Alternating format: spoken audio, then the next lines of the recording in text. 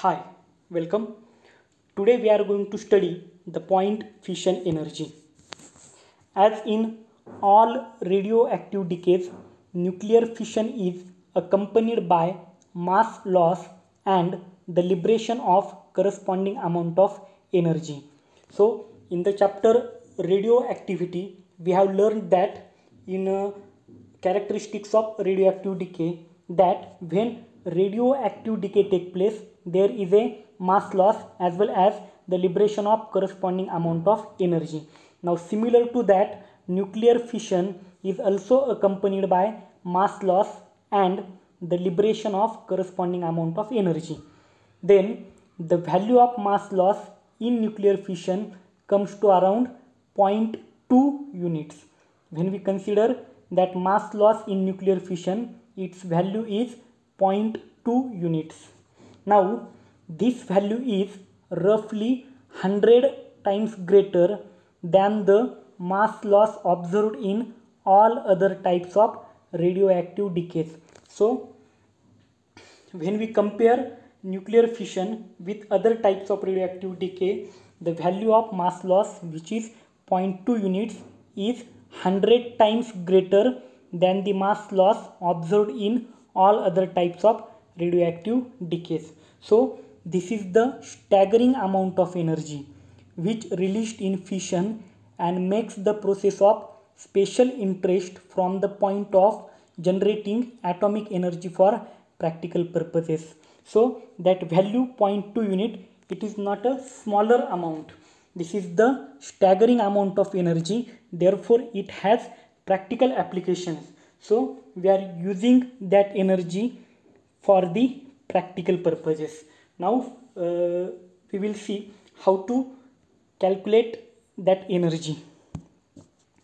For example, see, when we consider that uranium 92-235, when it is bombarded with neutron, then suppose there is a formation of molybdenum and lanthanum. These are the final stable nuclides along with 2 neutrons, then beta minus, antineutrinos, and some gammas are also formed. Now when we consider the masses of reactants as well as masses of product, the mass of uranium is 235.0439, the mass of neutron is 1.0087, then this is the mass of molybdenum, this is the mass of lanthanum, and there are 2 neutrons, therefore the value is 2.0174. Now when we add the masses of the reactants, the value becomes 236.0526, and when we add the masses of the product, the value is 235.8292.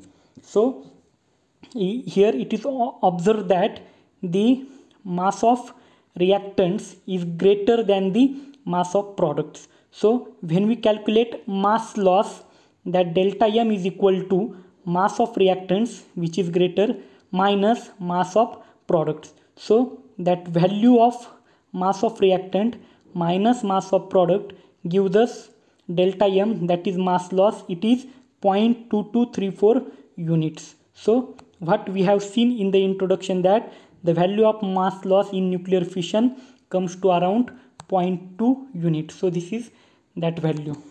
So from that delta M mass loss, we can calculate fission energy.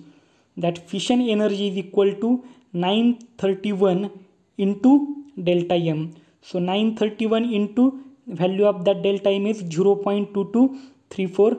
That multiplication gives us fission energy, which is 207.98, that is around 208 mega electron volt. So this is about the calculation of fission energy when we consider the mass loss. Now we also arrive at a similar magnitude for the fission energy from a different consideration. Now we will see second consideration, and by considering this we again get a value of fission energy having similar magnitude. So consider, suppose we have heavy fissioning nucleus, for example uranium and plutonium. So it undergo nuclear fission and gives us products of fission. Suppose there are two products, so we get products of fission. Now when we consider mass of reactant, that mass is greater, as it is a heavy fissioning nucleus, it is always greater than 200. And when we consider the mass of products, it is get distributed between them, that two products, and it is around 100 to 150. So when we go from reactant to product, there is a mass loss. Here there are 200 and here 100 to 150. So when we go from reactant to product, mass loss takes place. Now when we consider mean binding energy of reactants and products, the mean binding energy of, suppose that heavy nucleus is 7.5 mega electron volts per nucleon, and when we consider the product, that value is 8.4 mega electron volt per nucleon. So when we go from reactant to product, there is a net increase in binding energy. What is the observation? When we go from reactant to product, there is a net increase in binding energy. So 7.5 to 8.4. So that difference become 0.9 mega electron volt, and that increase is the fission energy. So that value 0.9 mega electron volt per nucleon is the fission energy. Okay, so now suppose for example in uranium 92 235, suppose when we bombard it with the neutron, at that time that 235 in excited state, it will become 236, uranium 236, and after that the loss of 2 to 3 neutrons per fission. So from 236, suppose we consider the loss of 3 neutrons, then there remains 233. So fission energy we can calculate by, fission energy is equal to that 233 into, there is a 0.9 mega electron volts per nucleon, so into 0.9 mega electron volt. Therefore fission energy, when we multiply this, is become 209.7, so around 210 mega electron volts. So by this second consideration, again we get similar magnitude. So in the first discussion we have arrived at the value 208 mega electron volt, and now we have obtained the value 210 mega electron volt. So these two values are similar in magnitude, and we have calculated by considering the two facts for that calculation. Now how that total energy is distributed between the products of nuclear fission. So when nuclear fission takes place, there is a formation of lighter fragment and heavier fragment. Now suppose we have 200 mega electron volt energy. We have total 200 mega electron volt energy. That total energy is distributed between these fractions. So lighter fragment takes around 100 mega electron volt energy. Heavy fragment takes around 67 mega electron volt energy, plus minus 5 are there. Then there are suppose 2.5 neutrons. Each neutron takes 2 mega electron volt energy. So 2.5 into 2, we get 5 mega electron volt. Then gamma photons take 12 mega electron volt energy, and beta minus and neutrinos take 16 mega electron volt energy. So that total 200 mega electron volt energy is get distributed between these fractions. Now the total kinetic energy carried by the two fission fragments has to be shared between them in the inverse ratio of their masses. So we have lighter fragment and heavier fragment. So that lighter fragment have higher energy.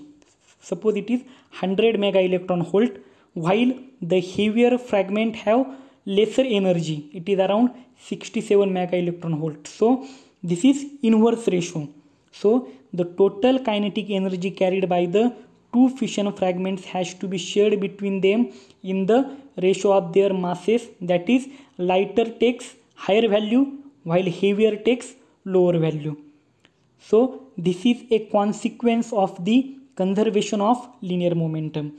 Why this take place? Because of the conservation of linear momentum. So this is about distribution of total energy. Now when we consider energy spectrum of fragments of fission of uranium-235 by thermal neutrons, when we consider the plot of yield of fragments versus energy per mega electron volt. So in this graph it is observed that when we consider lighter fragment having 67 mega electron volt energy, the yield is around 200, while for the heavier fragment having 100, for the heavier fragment we having 67 mega electron volt energy, the yield of fragment is 200, while for the lighter fragment having 100 mega electron volt energy, the yield of fragment is around 300. So this is all about the point fission energy given in the book Essentials of Nuclear Chemistry by H.J. Erniker. Thank you.